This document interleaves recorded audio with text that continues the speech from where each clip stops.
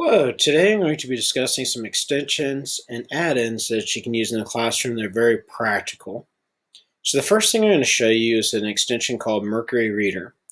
So if you look at this web page, you can see they have the article right here, and then there's a lot of items on the outside that could be considered distracting, especially if you're a student and if they maybe had something over here that's some kind of item that the student might be interested in. So with Mercury Reader, it allows you to do away with those items that are not necessary to the text. So once you've downloaded the Mercury Reader extension, you can have that up here in the corner. And if you click on that, it automatically takes you to the text, which is a great feature to have, especially if you have students that are distracted and they really need to just be focused on that text in particular. And if you're somebody like myself that's printing off an article for a class for students to read, it's a great asset to have in terms of printing that off without all the distractions as well and just focusing on the text. Now, the one downside I will tell you is that if there's embedded videos, it tends to do away with those, and that could be kind of a problem if you need to watch those videos for that related article. And a quick fix to that is just going back and clicking on that extension, and that enables you to go back to those videos quickly and back to the original homepage. The next thing I'm going to show you is a thing called Google Chrome Boomerang. And this is a really neat extension. So when you go to send an email to your colleagues or either a parent or your students in your Google Classroom, you address the sender and your subject, and then you write down what you need them to know. And this allows you to put a time frame on when you want to send the email. So if I go down here to send later, you can do it within an hour's period or the next morning or afternoon or in a couple days or weeks or even a month. So it allows you even to be specific as well on the time that you want to send that. So these are just kind of some cool things to think about, and they are just some great extensions that you could use within the classroom. The next thing I want to show you is Picket.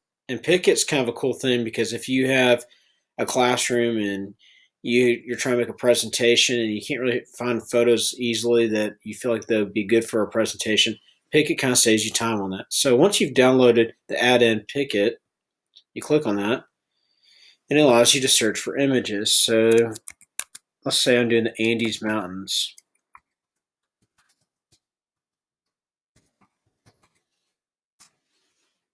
Once I type that in, it comes up with a plethora of images.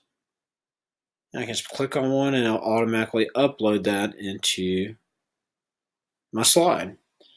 I like this because the photos are really high resolution and high quality, and they look great for presentations. And they've been vetted where they're not going to be grainy like a lot of photos. Sometimes they go in and they look great in the presentation, and then when you put it on the larger screen, the quality goes down. The other thing I want to show you is a thing called comic characters. A lot of my students enjoy emojis, these cartoon characters, especially since they're reading graphic novels, things like that.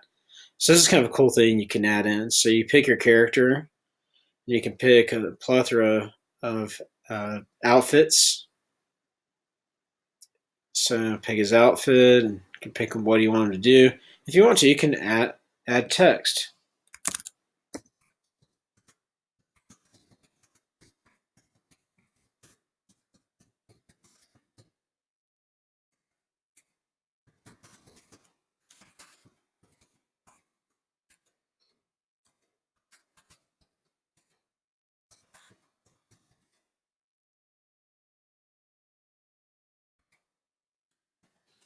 So I guess there is a limit on words. I've never tried that before, but here we go.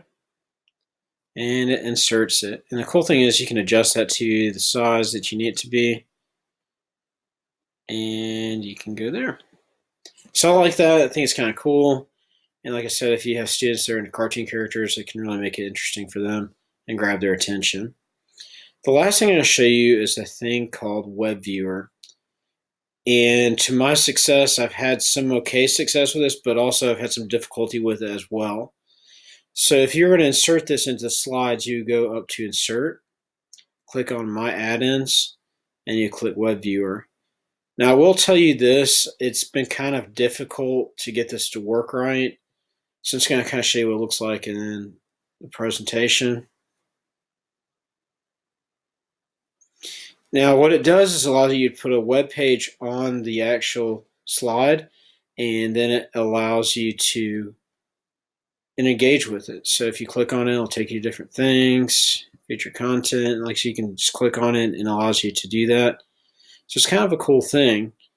But the one thing I will tell you, like I said, is it's kind of a headache to use because sometimes it works and sometimes it doesn't. So if you're in a time crunch, I wouldn't rely on it. But when it does work, it's kind of a neat tool. And that can be very helpful if you're doing a presentation in front of a large audience and you need to explain maybe a website to them. So I hope these extensions and add-ins might be helpful to you in the classroom, and they can be a benefit to your students as well. Thanks again for watching, and have a good day.